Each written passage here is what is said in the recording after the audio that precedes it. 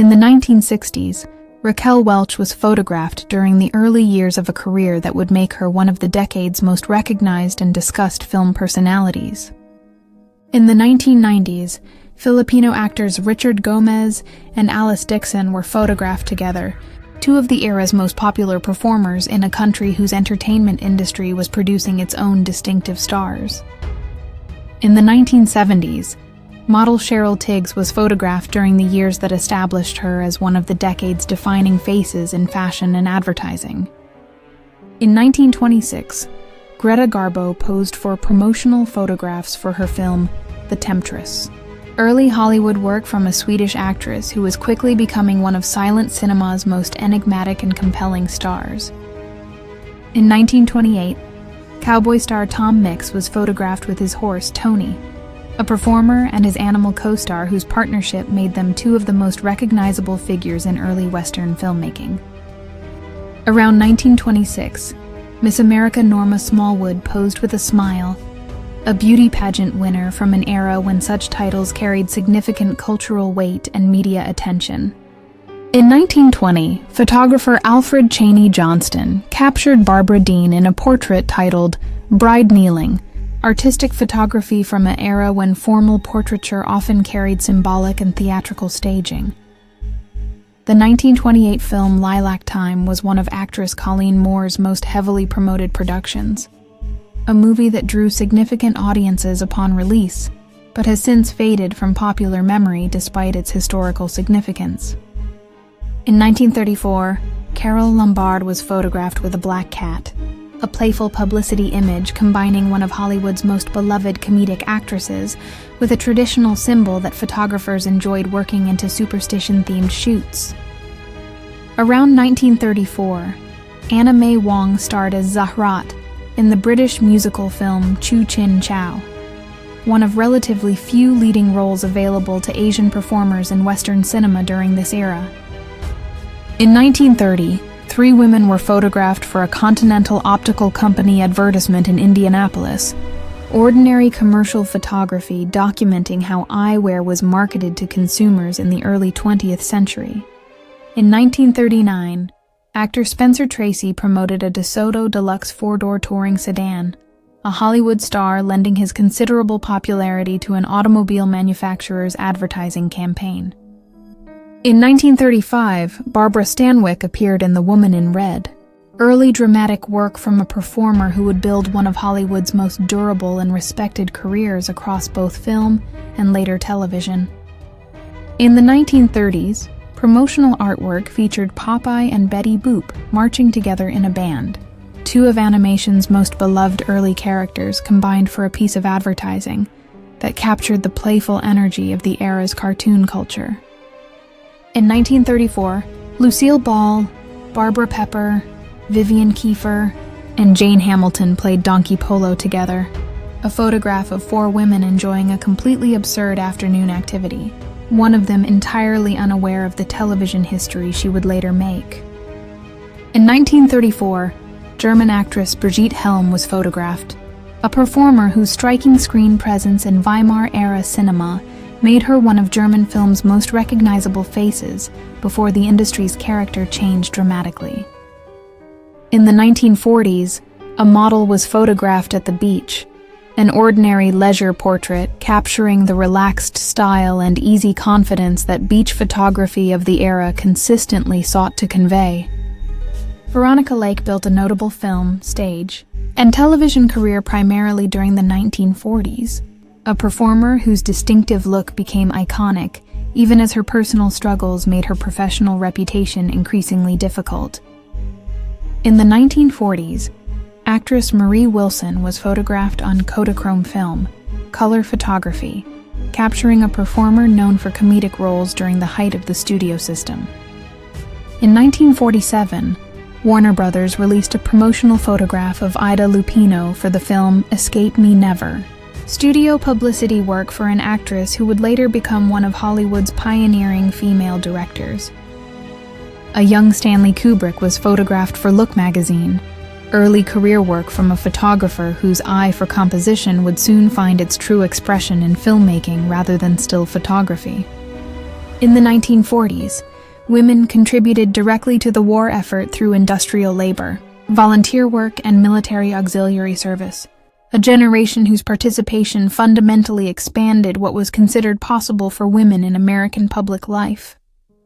Rita Hayworth, born Margarita Carmen Cancino, became one of the defining stars of Hollywood's golden age, appearing in 61 films across a 38-year career that established her as one of cinema's most enduring screen presences. In 1943, actress Grace MacDonald was photographed in a wartime publicity image expressing defiance toward the Axis leadership, entertainment industry messaging that combined celebrity glamour with patriotic wartime morale building. In 1949, actress and singer Gloria DeHaven was photographed during the golden age of Hollywood, a performer whose combination of musical talent and screen presence made her a reliable presence in the era's many studio musicals. In the 1940s, two friends played volleyball together, an ordinary leisure photograph from a decade otherwise shaped by global conflict, a reminder that ordinary life continued alongside extraordinary historical events. In the 1940s, an early photograph captured a young Marilyn Monroe. Images from years before fame would transform her into one of the most recognized faces in entertainment history. In 1949, Marilyn Monroe was photographed during a year when her career was beginning to gain genuine momentum, early studio work building toward the stardom that would arrive within just a few years. In 1959, Debbie Reynolds visited Audrey Hepburn on the set of Green Mansions, two of Hollywood's most beloved actresses sharing a friendly visit during the production of one of Hepburn's more unusual film projects. On June 13, 1957, Marilyn Monroe attended the premiere dinner for The Prince and the Showgirl at Radio City Music Hall in New York, a glamorous evening marking the release of one of her notable later film roles. On January 11, 1952, Marilyn Monroe completed a costume test wearing a white dress designed by Eloise Jensen for We're Not Married, one of the many careful pre-production preparations that shaped her on-screen appearances. In April 1956, Kodachrome slides captured a couple in the Hamptons, color photography preserving an ordinary spring weekend in one of New York's most enduringly fashionable coastal retreats. In 1956, baseball player Minnie Minoso posed with the Chicago White Sox, the Cuban Comet, as he was known, one of the sport's most dynamic and beloved players, and a pioneer for Latin American athletes in the major leagues. Around 1953, Marlon Brando starred in the crime film The Wild One, a performance and image so culturally powerful that it permanently shaped how American popular culture would visualize youth rebellion for decades afterward. In 1958, Sophia Loren and Cary Grant appeared together in Houseboat, two of cinema's most effortlessly charming performers sharing scenes, their combined screen presence making the film more enjoyable than its script probably deserved. Around 1967, Faye Dunaway was photographed on the set of Bonnie and Clyde, a production whose stylistic boldness and moral complexity would help redefine what mainstream American cinema was willing to depict. In 1967, actress Stephanie Powers, known for her role in The Girl from UNCLE, was photographed with her customized Piranha automobile, a striking pairing of television glamour and one-of-a-kind automotive design. In 1961, actor Tony Curtis was photographed alongside his Rolls-Royce in Los Angeles, a Hollywood star enjoying the material rewards of a career that had made him one of the most bankable leading men of his era. In 1964, Rita Hayworth appeared in Circus World, a late-career role from one of Hollywood's most iconic and enduring stars, her presence in any film still commanding genuine attention from audiences. In 1969, Brigitte Bardot was photographed riding a bicycle fitted with a Velocilex motor, a French film legend enjoying an ordinary afternoon in the relaxed and effortless way that had always made her seem like she belonged in photographs. In 2000, Eliza Dushku appeared as Missy Pantone in the teen comedy Bring It On, a film that became an unexpectedly enduring cultural touchstone for its depiction of competitive cheerleading and high school social dynamics. In the early 2000s, the video game review program X-Play brought a distinctive, irreverent energy to gaming journalism, a show that helped define how an entire generation discovered and evaluated new video game releases. In the 2000s, Argyle print experienced a notable fashion revival, a pattern with origins in traditional Scottish textile design, finding new popularity among a generation discovering it for the first time. In 2008, Amber Heard was photographed during a Saturday night photo shoot, work from a period when her career was steadily gaining visibility through a combination of film roles and public appearances. In the late 1990s, Katie Holmes was photographed during her years on the television series Dawson's Creek, a role that established her as one of the decade's most recognized young performers. In 1956, Audrey Hepburn was photographed during a period that confirmed her status as one of cinema's most elegant and influential screen presences. Around 1900, a group posed in front of a shop on East Main Street, near 21st Street in Richmond, Virginia, during a Juneteenth celebration, an early documented image of a tradition that African American communities had maintained since emancipation, decades before it received wider national recognition. In the 1970s, two women from Senegal were photographed together, a portrait capturing West African style and presence during a decade of significant post-independence cultural confidence across the region. In 1992, the NBC sitcom Here and Now starred Malcolm Jamal Warner and Daryl Mitchell, a short-lived series that has largely faded from popular memory despite its talented cast. In 1905, a Juneteenth celebration was photographed in Richmond, Virginia, continuing documentation of a tradition that African American communities across the South had sustained for decades as a commemoration of freedom. In 1939, studio executive Daryl Zanuck sent a telegram to director Henry King during the filming of Jesse James, detailed instructions about managing the costs of expensive location shooting, offering a rare glimpse into the financial pressures behind Hollywood's Golden Age productions. A simple invitation to reflect on personal favorites among classic films, an open question that connects film history to individual memory and the particular movies that have stayed with each viewer over the years. In 1937, The Awful Truth was released, a screwball comedy whose sharp dialogue and comedic timing helped define an entire genre during one of Hollywood's most creatively fertile periods. On October 20th, 1986, Soviet soldiers returned home from Afghanistan, troops coming back from a conflict that had already begun to reveal itself as a costly and increasingly unpopular war for the Soviet Union. In April 1902, Vietnamese women hauled heavy road rollers while paving new roads ahead of a visit by the French colonial governor-general. Forced labor demanded to prepare infrastructure for a single ceremonial occasion in Haiphong. During the 1989 United States invasion of Panama, soldiers of the 5th Infantry Division inspected an abandoned anti-aircraft gun, American forces documenting captured equipment during a brief but consequential military operation. In 1989, a young Daniel Day-Lewis was photographed, an actor already demonstrating the intense commitment to his craft that would eventually make him one of the most respected performers of his generation.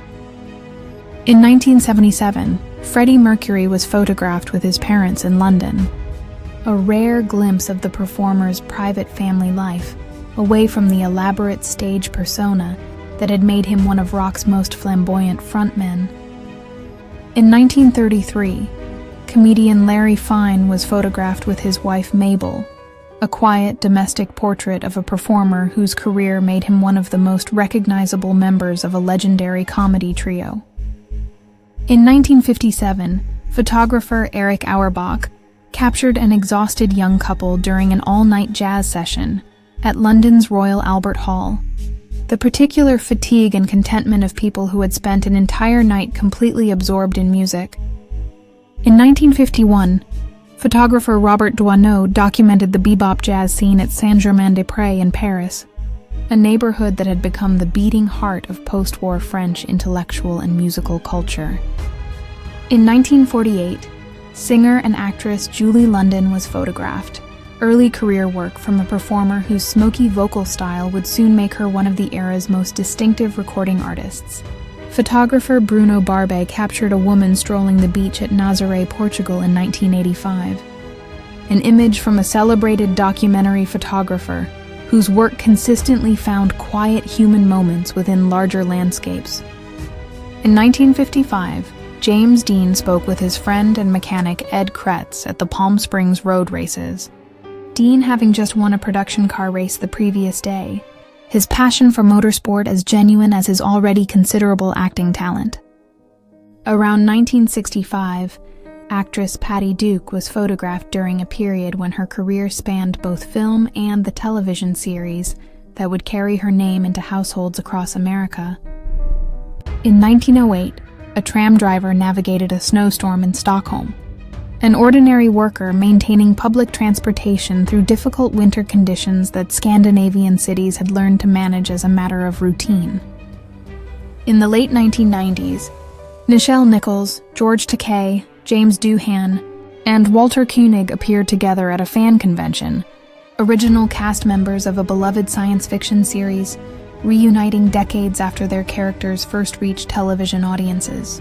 A beloved local steakhouse closed its doors after 76 years of serving its community, the end of a family business that had outlasted multiple generations of changing dining trends and neighborhood transformations. In 1989, Jerry Halliwell, later known as Ginger Spice, was photographed years before the pop group that would make her internationally famous. Around 1992, a now nostalgic hypercolor shirt was photographed, a piece of fashion technology that changed color with body heat, briefly capturing the imagination of an entire generation before the novelty wore thin. In 1996, photographer Harry Gruyart captured a moment inside a New York City subway car. Urban transit documented with the particular eye for color and composition that defined his distinctive photographic style. In the early 1980s, knickerbocker pants experienced a brief fashion revival, a style choice that brought a touch of historical whimsy to a decade already defined by bold and experimental clothing trends. Around 1979, a young George Michael was photographed before the fame that would soon establish him as one of pop music's most successful and influential performers. In 1959, mountaineers completed the first ascent of the Staircase Arête on Mount Moran in Wyoming's Teton Range. One climber would return to summit the same peak again at the remarkable age of 80. In 1972, Mick Jagger celebrated his 29th birthday alongside Keith Richards and Bob Dylan, three men who had each permanently altered the course of popular music, somehow all still present decades later to be celebrated as living legends. In 1987, Kathy Ireland appeared in Sports Illustrated's swimsuit issue, a photograph that became one of the defining images of her modeling career and helped establish her as one of the publication's most recognized faces. In 1984, actress Tanya Roberts starred in the adventure film Sheena, a role that showcased her physical presence in a genre that was enjoying renewed popularity during the decade. A nostalgic memory recalls Thrifty's ice cream, fondly remembered for offering a double scoop for just 10 cents in the 1970s, rising modestly to a quarter by the early 1980s, a small but treasured detail of growing up during those decades. Kathy Ireland became one of the 1980s most recognizable faces through her appearances in Sports Illustrated's swimsuit edition, a career milestone she later leveraged into an extraordinarily successful business portfolio. Robert Fuller built a career as a leading man in television westerns and medical dramas, a performer whose work across multiple genres made him a familiar and trusted presence in American living rooms for decades. Egging Casey, crime photographer, aired on CBS from 1951 to 1952, an early television crime drama that helped establish narrative conventions the genre would continue using for decades afterward. In 1949, Chuck Connors was briefly called up to the Brooklyn Dodgers after spending most of his career in the minor leagues, a baseball career that would later become a footnote to his much more famous work as a television actor. Don McNeil's long-running radio program Breakfast Club transitioned to television from Chicago, bringing its established cast of singers and comedians to a new medium while retaining the warm, familiar format that had made it a radio institution. Caesar's Hour brought live sketch comedy to NBC audiences from 1954 to 1957. On September 1st, 1958, local resident Raymond Morrison inspected street damage in the aftermath of unrest in London's Notting Hill area, a community confronting the visible consequences of racial tensions that had erupted into open conflict. Photographer Walter Silver documented street life across New York City, one contributor among many whose dedicated observation built a visual archive of the city's constantly changing character. Around 1930, Turkish oil wrestlers were photographed before a match, competitors in one of the world's oldest athletic traditions, their distinctive oiled appearance reflecting a sport whose rules and rituals have changed remarkably little over centuries.